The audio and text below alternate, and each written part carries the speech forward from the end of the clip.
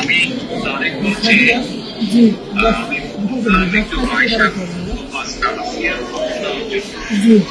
আসিয়ার শরীর কেমন আছে এখন? ভালো না, রক্ত ব্লাড দিচ্ছে। আচ্ছা আচ্ছা আচ্ছা আচ্ছা। তো আমি আমাদের ওখানে যারা নেতা কর্মী আছে, বিশেষ করে নয়ন আছে, ওখানে আমি বলেছি আমাদের মাগুরায় যারা নেতা কর্মী আছে তাদেরকে আমি বলেছি যে তারা পাশে থাকবে, তারা আসিয়ার পাশে থাকবে, যাতে আসিয়ার ন্যায় বিচার হয়।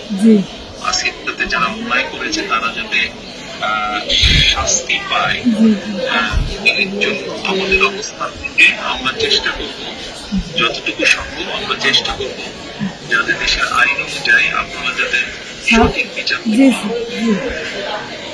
এবং একই সাথে আমি নয়নকে বলেছি যে আসিয়ার জন্য চিকিৎসার জন্য যেসব ব্যবস্থা নেওয়া সম্ভব সেই সব ব্যবস্থাগুলো আমরা চেষ্টা করবো আমাদের দলের অবস্থান থেকে। না, ওই নয়ন ভাই খুব করেছে আমার জন্য।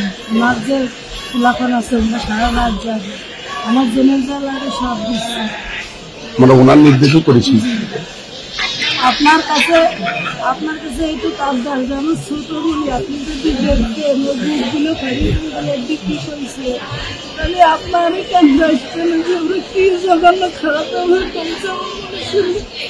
আপনার কাছে এইটুকু অনুরোধ, আমার শাস্তি তো দেবেনি, আর আমার দিদি মনে ক্ষতি করেছে, একটু আপনার কাছে আবদার চাইবে, একটু সব দিলাম আমি। আমাদের অবস্থান থেকে আমরা চেষ্টা করবো যাতে আসিয়া ন্যায় বিচার সেই প্রতিষ্ঠা থাকবে। আপনি চিন্তা করবেন না, আসিয়ার চিকিৎসার জন্য যা কিছু প্রয়োজন আপনি যদি কিছু মনে করেন আমাদেরকে জানাবেন, ঠিক আছে? এতে নিয়ে টেনশন করবেন না।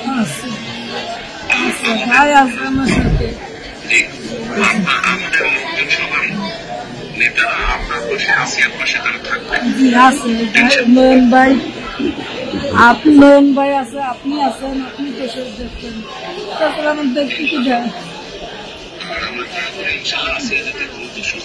আমি তো ওই দোয়াই করি যাতে আমার বইটা ফেরত আসে। টেনশন করবেন না, চিন্তা করবেন না, দেশের মানুষ আপনার পাশে আছে।